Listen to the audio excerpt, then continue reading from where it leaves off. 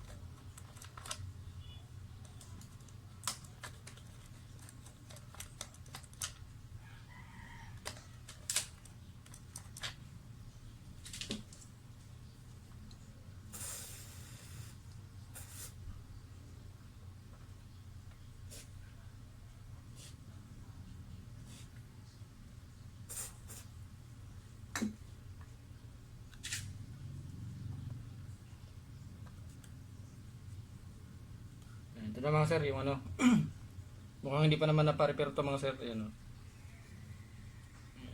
sunog yung dalawang kapasitor. So, tingnan natin yung sa loob kung walang damage din yung loob nito. Buksan natin to.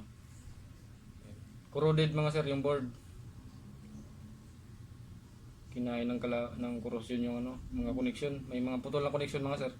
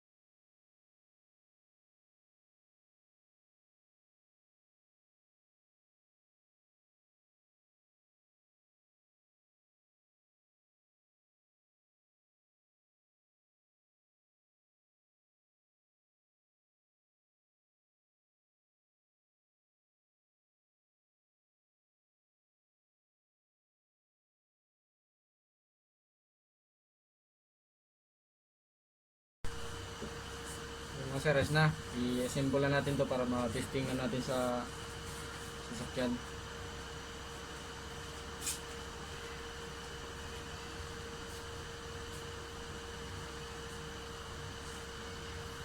Nag-jumper ako dito mga sir kasi ano, kinain ng corrosion yung connection dun sa board.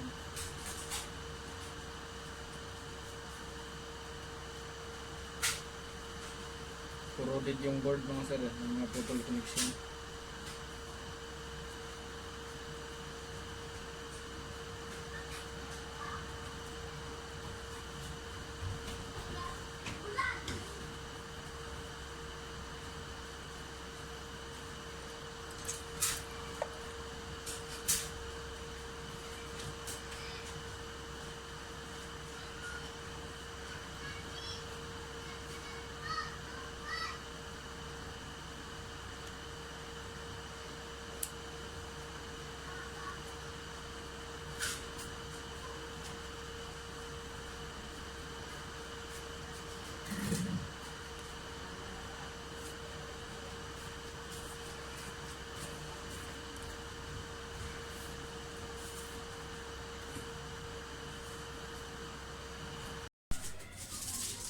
Testing muna natin dito mga sir, salulit muna natin bago salpak sa unit.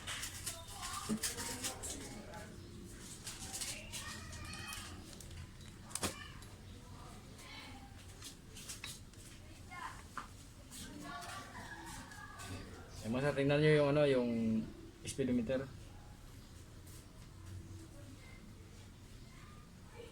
Yun. Yan, ayos na mga sir, gumana. Yan. Tapos yung odo, yan, gumana na rin yung odo. Yan. Salpak na natin ito mga sir sa unit para ma-test drive, ma-probe natin kung wala rin problema dun sa wirings.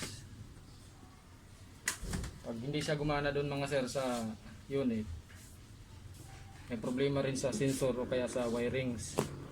Salpak natin ito sa unit mga sir.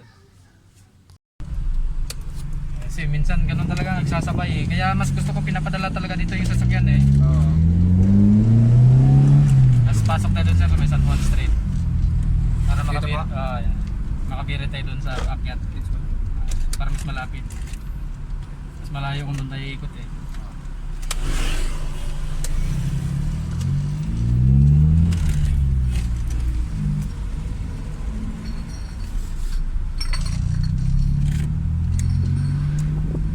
Na mga sir, yung ano, yung speedometer ng Corolla na ano ba ito? XL? XL po. XL. 96 model. Galing pa si sir ng ano, ng Santa Rosa. Magkapatid kayo sir? Hindi po. Tropa ka lang, kababayan. Pareho kayong ano, taga Bacolod? Is na.